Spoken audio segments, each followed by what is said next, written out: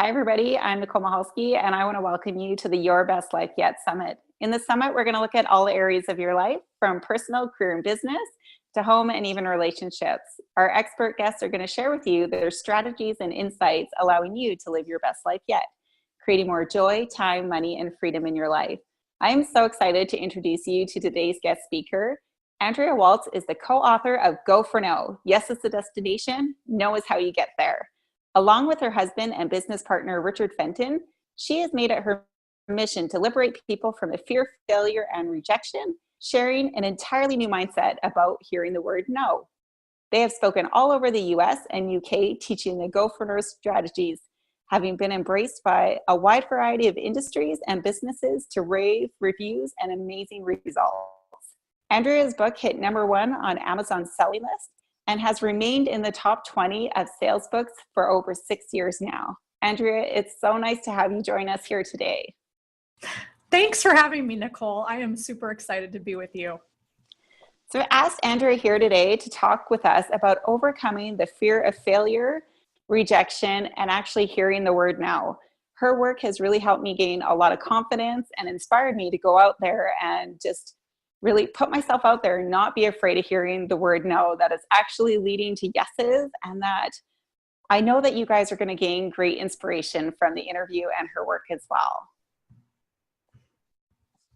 So I'd like to jump right in there and just talk about, what really inspired you to write Go for No, especially since everybody prefers to hear yes.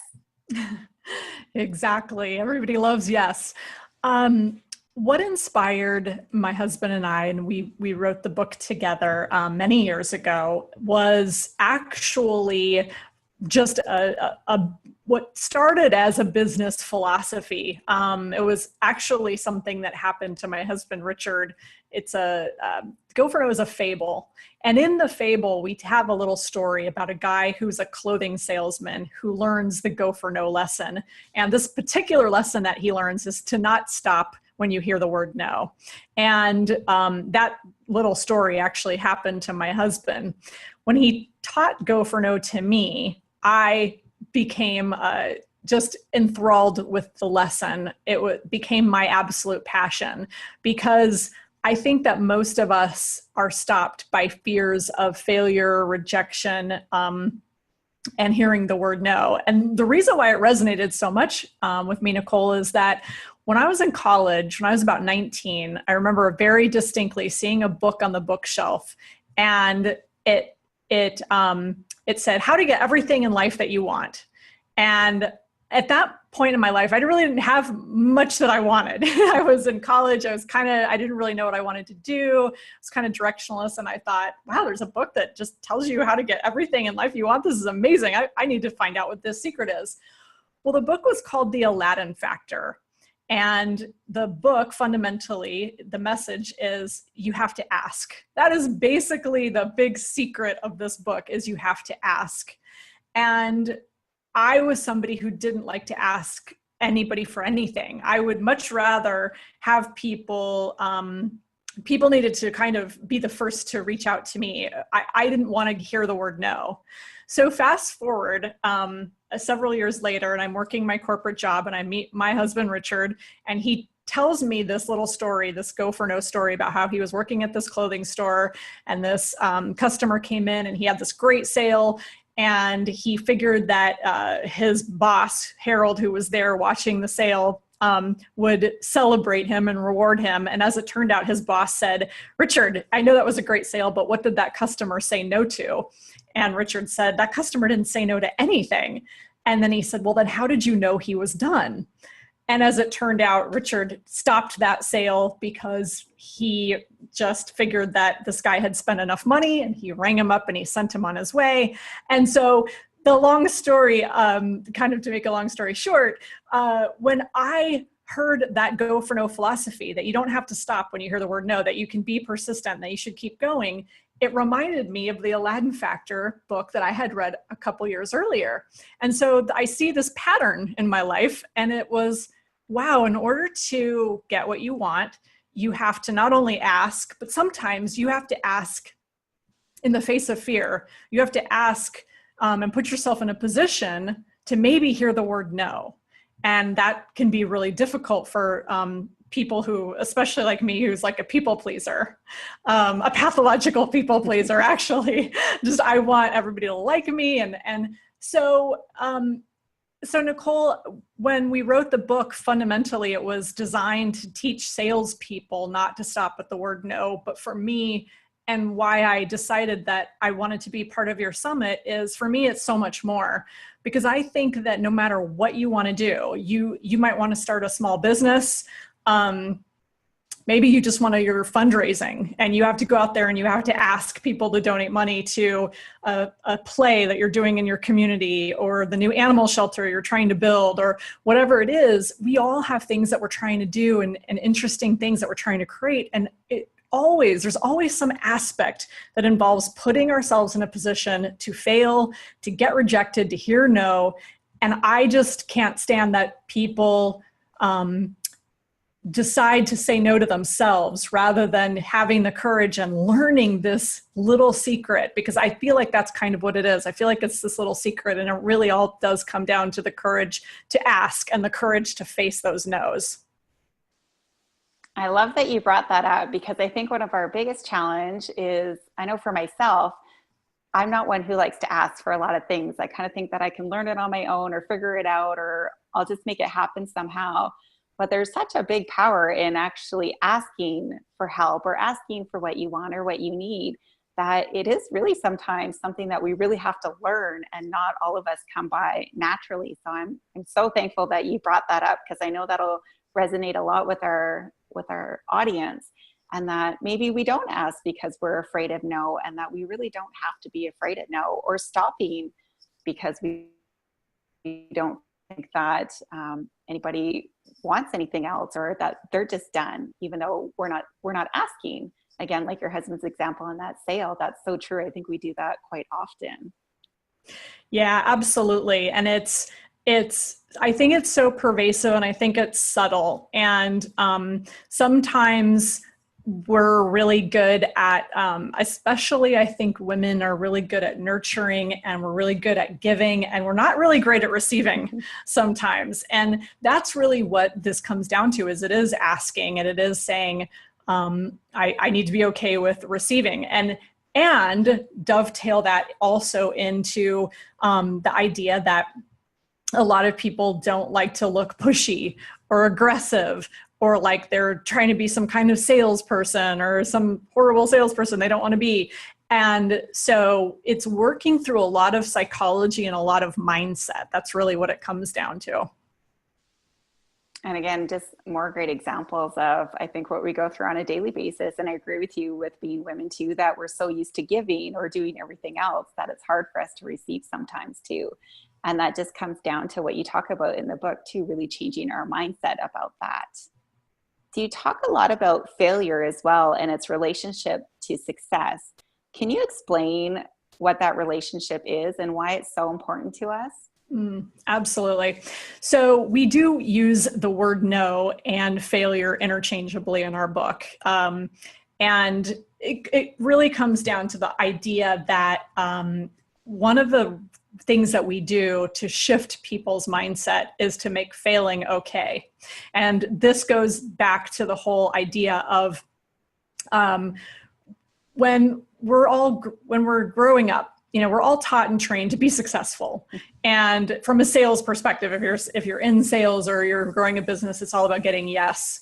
And the whole go for no message is understanding that in order to get more yeses, you're going to have to hear more no's. You're going to have to, quote, fail your way to success. You have to be okay with failing. We have a model in the book, though, that is a really simple model, but it's so powerful because, again, it goes back to our psychology when we're young, and that is that we're all taught to kind of choose success or failure. Like we see them as opposite sides. Like I'm going to fail or I'm going to try to be successful. And it's this either or choice. And the reality is that no matter what you do in life, no matter what you attempt, no matter what you try, you're always going to have to move through failure. Really, the model is you're kind of on one end, failure, rejection, hearing no is in the middle, and the success that you're seeking is really on the opposite side. We have that model in the book so that people can visualize working through and moving through failure. And intellectually, a lot of people talk about failure. I mean, intellectually, it's like, oh, okay, I know I could fail. I could, this or that. It's actually, again, it's much deeper than that because of how we've been taught and trained. And we don't want other people to think, oh my gosh, she's trying this, or she's trying to start this business. Who's she kidding? And we don't want people to think badly of us. We don't want to fail in front of others. And yet that really is the secret to success, is being willing and to fail and embracing that and being okay with those mistakes. And it comes down to really giving yourself permission to fail. I tell people all the time who say, oh, I'm scared to do this. I don't want to reach out to this person, or I don't want to try this. And I say, you're putting too much pressure on trying to get the yes. You're putting too much pressure on trying to be perfect, on trying to, have this go right. Just do it and then see what happens and see that you survived. Also, again, for the women watching this, I think that we're all also so good to doing this for other people. Like, you never hear a parent or a mom say to their kid, oh my gosh, I can't believe you didn't know how to tie your shoe in the first go. Like, how could you be so dumb, right? I can't believe you couldn't get on that bicycle and just ride. No, we're so nurturing and so like, hey, it's okay. You're going to fail. You're going to fall off that bike. You're going to fall off over and over. It's just part of the process. And yet with ourselves, no matter what it is, no matter if it's trying to start something new, or again, it's whatever endeavor that, she's trying to do, it's like all of a sudden, all of that nice kindness goes out the window, and it's, no, I have to be perfect. I can't fall off. I can't make a mistake. I can't fail. And yet we're so much kinder to other people. So I tell people, understand that failure is part of the process, and then be kind to yourself and give yourself permission to make those mistakes and to fail, understanding it's part of the process. We do it for everybody else really well. We just forget. And then all of a sudden we're up on this pedestal like, oh, we have to be perfect. And that's not how it works. I think you bring up another great point. We want everything to be perfect, and we set those big standards for ourselves, but we would never expect that from our kids. But just changing that mindset to, you know what, it's okay for us to fail too. And that it's actually those failures that are going to lead us to our success. So if we can just switch it around and think of it that way, it totally takes the pressure off and really allows us to go out there and do the things that we're dreaming about or want to achieve. And I think that ties right into my next question, talking about failure again. You talk about the 5 failure levels, with number 3 being the wantonness to fail. Can you explain a little bit more on that? Yeah, so this sounds really crazy. And this is in the book as well. We talk about the 5 failure levels. The first level is ability. Everybody has the ability to fail. The second level is willingness. So if you're listening to this or watching this and you might think, okay, I'm willing to fail. I'm willing to go through a little failure to be successful. And then there's the wantingness, which is really saying, I want to do something big. I want to hear no. I want to go after some big goals. And in doing so, I want to hear those no's along the way, because it's going to teach me, it's going to show me that I'm doing something big. The classic example is a salesperson who, if we tell salespeople all the time, if you aren't getting no at all, then you're doing something wrong. You're not going after big enough clients. You're not going after big enough customers. So you have to have that wantingness in order to really push through and do something great, as opposed to what we have all been taught, which is avoid failure. Don't do anything where you could accidentally hear the word no. And it's that self-protection. So it's really changing that mindset again and saying, no, I want to hear the word no. I want to fail, because I know that if I'm failing along the path, and I don't mean big, giant mistakes to where you're literally sabotaging yourself on purpose. I mean, you're trying things and you're innovating and you're changing it up. That is just part of the process. And when you do that, it really changes your mindset so that when things come up and things don't go right, there's always obstacles. you take it in stride and say, all right, this is just part of it. And you are far more resilient as you continue on in your journey. I think that's a great point too. You brought up that there is going to be struggles, there's going to be some obstacles. So if we can practice that and know that, that's just part of the process, and it's going to allow us to get back up. We're going to hear those no's, and it's going to be okay, and we're going to carry on. Because I think especially a lot of people that are just kind of maybe starting out in either a business or something that they've really been working on that they want to go out and achieve, when they hit those first few no's or things don't go quite right, it's that fear sets in where they want to stop or they want to give up. But they just need to know that that's part of the process, and it's okay, and it's there to help push them, to keep them going so that they can achieve that success that they're looking for. Definitely. So part of what you talk about in the book is a process for setting no goals. How do we do that? Yes. So this is a good kind of businessy topic for those good goal setters out there who set goals for whatever they're trying to do. We typically set what are called yes goals. So it's like a goal for the number of yeses we're going to hear, dollars you're going to generate or bring in, number of clients maybe you're going to add to your business portfolio. And we set those goals, and they're great. What tends to happen when you set a yes goal, though, is you usually work towards it. When you reach that yes goal, you usually stop. That's so common, right? You hit the yes goal and it's like, okay, I got the, X number of dollars I wanted, so I'm going to stop selling, or I'm going to stop trying. And setting no goals is really about setting a goal for the number of no's you're going to hear. So for example, and I'll use you, Nicole, as a perfect example. You might have said, I want to do this summit and I want to get some great authors and speakers and thought leaders. So I'm going to go out there and I'm going to hear 100 no's and see, from the 100 like top, speakers, and see how many no's I can get. And along the way, though, you were going to get some yeses, because not everybody was going to tell you no, right? You're going to get some yeses. And so when you do that, when you focus on setting a no goal, what happens is you don't get so focused on just the results, on just the yeses. It's really your activity that you can actually reward. So it's kind of a fun way to look at goal setting, as opposed to always just focusing on the yeses and limiting what's possible. It's go for no, go for some big no's, go for a lot of no's, and then see what yeses end up happening. Because when typically what we do is, when we're going for yes, we always shrink down and we try to protect ourselves and say, all right, who's the one or two people that I know would say yes to me for this? And instead of saying, I'm going to ask all these different people and let them all tell me no. On the other hand, maybe some of them will tell me yes. You just don't know. So it really is having fun with it and not prejudging and not making assumptions about who will say no and who will say yes. Setting no goals really just keeps you in activity and keeps you in action.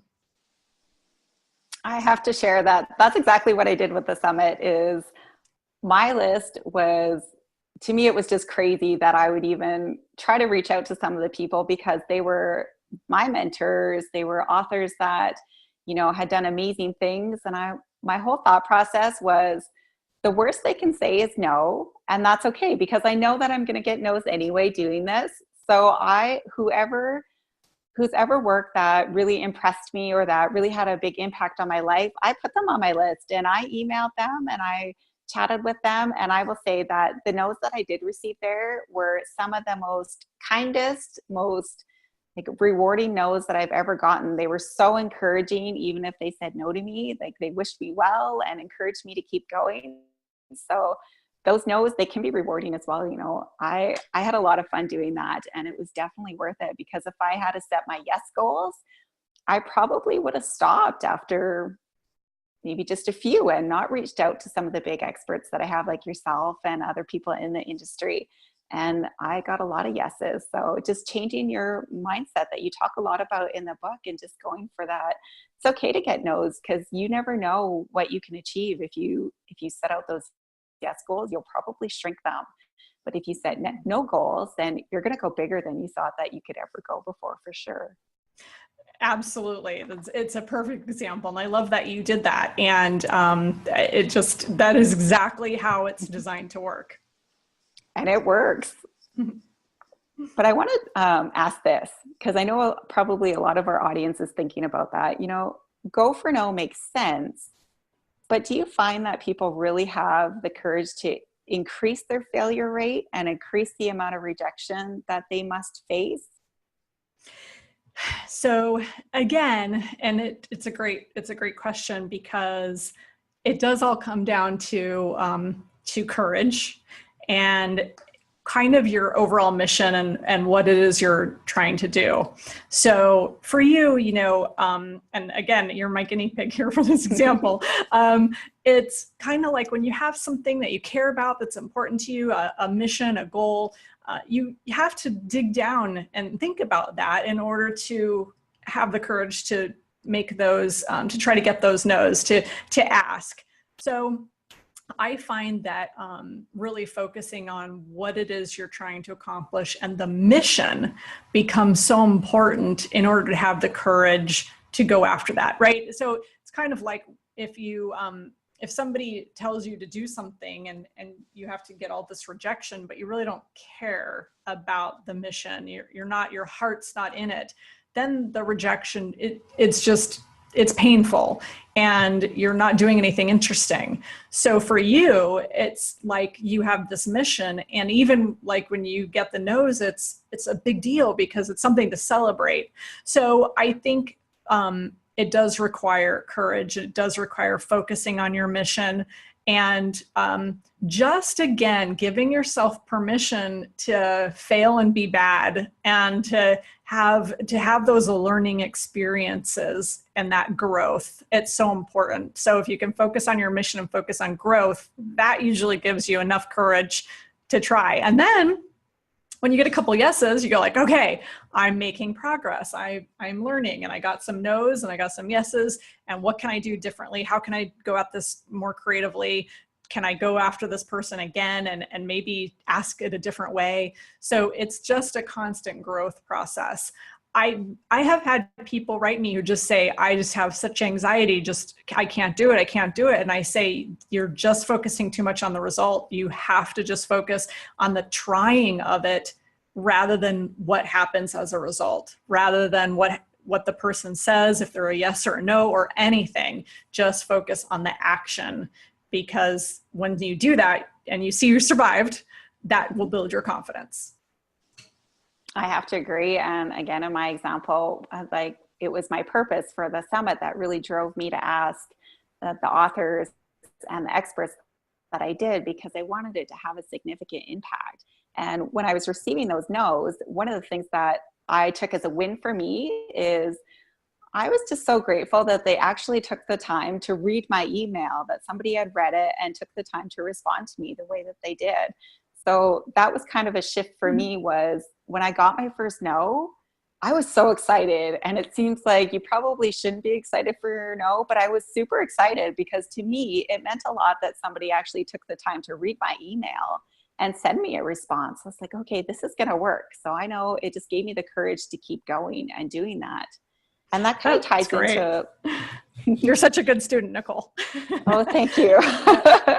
That's great. And we kind of maybe went into this a little bit in the last question too, but really talking about the fear of rejection and how people can really learn to manage that, especially if they do have a lot of overwhelm or anxiety about the fear. What are some tips that you can give them to keep going? Right. So, we did talk a little bit about that in relationship to tapping into the mission and really understanding kind of and giving yourself permission to fail and all of those things, and celebrating those no's, which you actually just mentioned a second ago, is having fun with it and celebrating your activity as opposed to just celebrating the results, which we're all really good at celebrating results of what happened, but just celebrating even when you get a no changes the way that you think about what it is you're doing. So I find that helps with the fear as well. And then the other thing I'll say is, and this sometimes sounds cliche, but it is true, is the action, taking the action does really help. And feeding yourself positive messages. For Richard and I, we're very, like, our message is very cerebral. It's very, when we speak about Go for No or Teach It, it's all about shifting your mindset. We're not rah, Tony Robbins, get out there and, motivate type people. But it really, I think having positive messages is so important. And so if you can listen to positive things and read positive things, and honestly turn off like bad news and don't let yourself get drawn off into negativity, that actually goes a long way. I agree with you. And I think that's one of the easiest steps that the audience can take, is really, working on their mindset and just staying focused in all the positive things and filling yourself up full of positive things as well. I know that's where I first started, and it made such a huge difference in being able to go out there and then wanting to go after some of the things that I wanted to achieve too. Do you think that some people might view the Go for No strategy as a negative idea? And how do you deal with people that, maybe they're struggling to think positive, or they don't want to think positive? We have created such a marketing challenge for ourselves. Talk about struggle and overcoming things. I will tell you that even as two people who are professional speakers and authors, we created a message that actually is really hard to sell. Like, it really is. It's been challenging for us to sell, because people hear it and they immediately say, like, oh, Go for No, that sounds so negative. I don't want to hear no. And that's not what I want. I want to hear yes. And it's been a real challenge. Luckily, as the Go for No people, we've been able to work on ourselves and stay persistent and stay focused.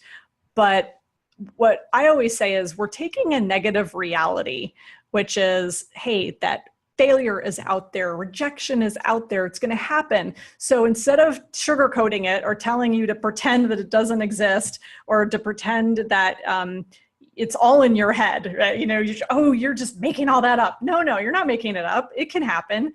But let's think of it in the most positive way, and then change it around and turn it around so that you can think positively. It's really taking a negative reality and making it as positive as possible.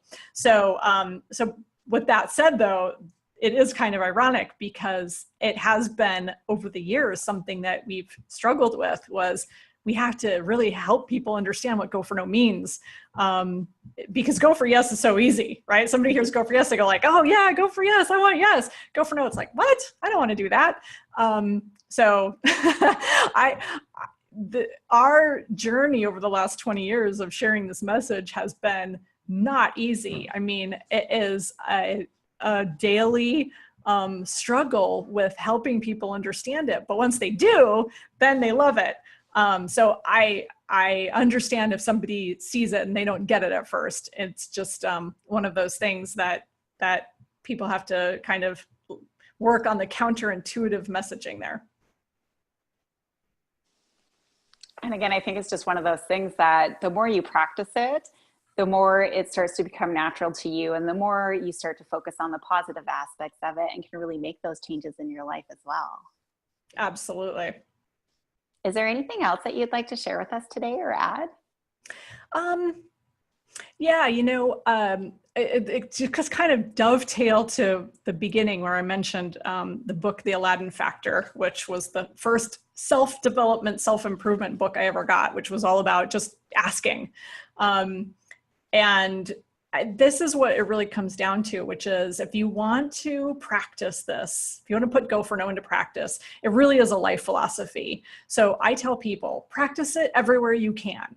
If you're at the grocery store, you're at the bank, or you're checking into a hotel and you want to ask for a better room, ask for an upgrade, just practice asking and see what happens. And you'll become someone who isn't as fearful of no, or is fearful of even putting yourself in a position to, you know, have somebody reject you. That can be scary. And so it's just putting into practice where things that aren't even a big deal, right? It's just funny things that come up. And you go to a restaurant and they put you in like this horrible little table in the back of the restaurant, and you say, you ask the waitress, you say, you know, we'd really like to sit up front in the nice, cute little table up by the front window and see what happens. And just by practicing that, you change your mindset, and you become somebody who, in whatever else you're trying to achieve in your life, you're better at, because asking is such a skill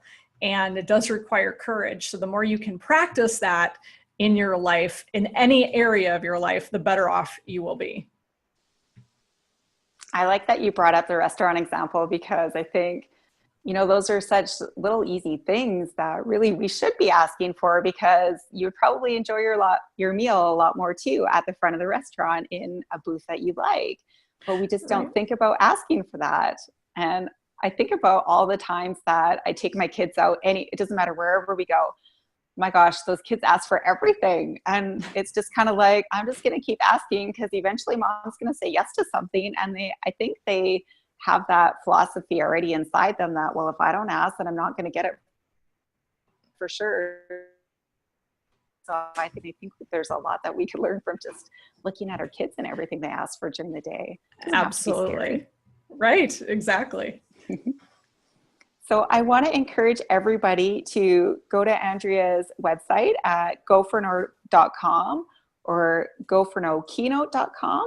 She also has a free download that's available for you. It's goforno.com/motivation. Andrea, do you want to explain a little bit about your free gift to the audience? Yeah, it's kind of I think we call it our 5 top secrets to overcoming rejection. It's really kind of, a lot of it is what I shared even today is just the things that you need to know and need to practice really to get kind of go for no in your life and in your business, or if you're trying to start a business. So that's kind of the best way to start, is to get that motivation. And we call it motivation because of course everybody's into motivation. This is motivation. This is motivation through, tapping into the power of no and understanding that whatever it is you want to achieve, the no's are out there. You can still achieve it. Just think different and think better about it. So I encourage you guys to go grab your free download and get started today, checking all those no's off your list. You can also follow Andrea at Go For No on Twitter, Facebook, /in/Go For No. Andrea, I really appreciate you taking the time to be here with us today. We've attached all your links in the email that the audience received today. So all you guys have to do is go in there and everything is available for you to click on and access. And again, just really appreciate you taking the time to share with us your Go For No philosophies. I've learned some more stuff. I'm sure that our audience has gained some insight and is going to start practicing the Go For No philosophy. So again, just really appreciate you taking the time to be here with us today. Thank you. Thank you so much. My pleasure.